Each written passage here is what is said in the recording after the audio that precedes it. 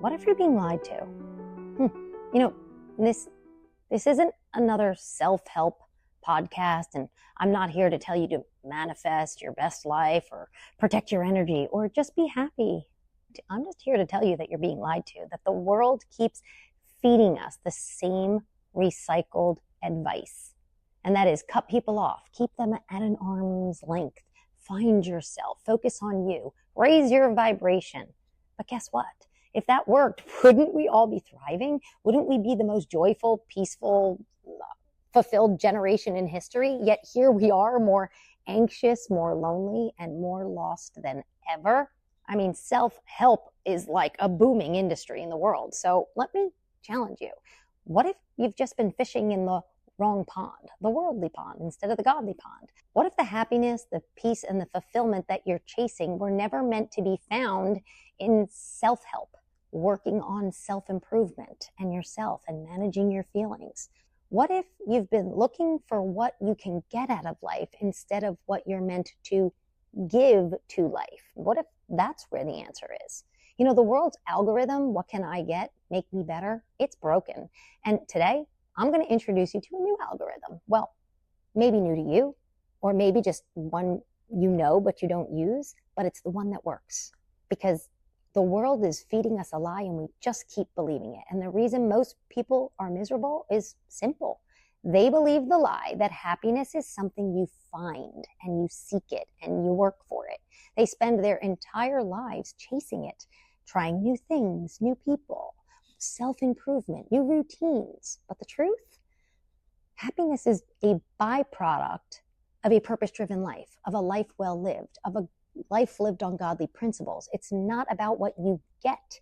It's about who you become. And the only way to become the kind of person who wakes up with joy and passion and purpose and a fire is to stop obsessing over self-help and ourselves and being inward and start pouring onto others. Service is greater than self-focus, and forgiveness is greater than bitterness, and love, well, that's much better than letting go and walking away, like the let them theory. I mean, the world tells you just let them.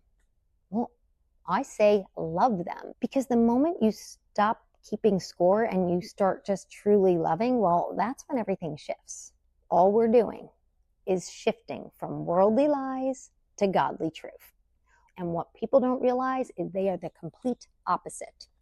The world says focus inward, and godly principles say give and it will be given unto you. Give it away, be generous, be loving, and abundance will flow to you. Why not try it? You know, the world teaches us that joy, peace, and forgiveness are a survival mode. Protect yourself and guard yourself and build walls. That's how you protect your peace. But what if you weren't called to survive in a shark tank? Maybe you were called to change the pond entirely. The happiest people are not focused on themselves. They're too busy serving and loving and creating and leading. And guess what? When you love, you don't lose. You overflow. Give it away. Give love away. And the best part is you don't even have to admit that this is founded on truth.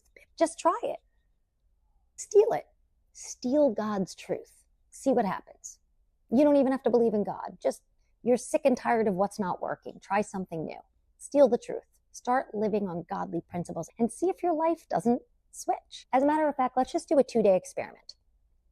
Let's live on worldly principles on day 1. And I want you to go out and I want you to take care of you. Protect your feelings, guard your heart, manage all of the emotions. I want you to think, what do I need? What makes me happy? How can I be happier? How can I get more out of life? As a matter of fact, if 2 of you are like in Target parking lot and there's one spot, I mean, you just zip in front of that person, cut them off. It's all about you, and see how you feel at the end of the day. And the second day, flip the switch entirely. Go from the worldly way to the godly way. And instead of what the world can do for you, give, love, and serve.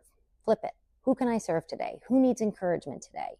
Who can I love better today? There's an older gentleman sitting at a coffee shop. Say hello and sit with him.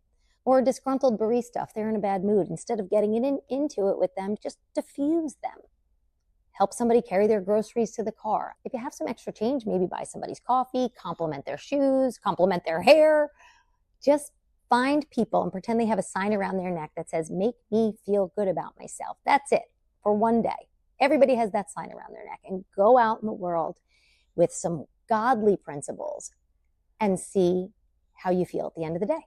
You watch what happens, because all this self-help is teaching us to chase joy, peace, abundance, fulfillment, love. But those aren't things you chase. Those are the things we attract into our life by the person we become when we shift from a more worldly state to a godly state. I promise you, when you stop chasing happiness and you start pouring into others, joy will chase you, and loneliness and depression will be gone from your body. And listen, you don't have to believe me. You don't even have to give the credit to God, because this is godly wisdom. Steal the truth from him and see what happens. Don't even tell anybody that you're switching. You're not listening to the world anymore and you're going to flip the switch. Don't tell them it's godly truth. Just challenge God. Use his way and see if your life doesn't change.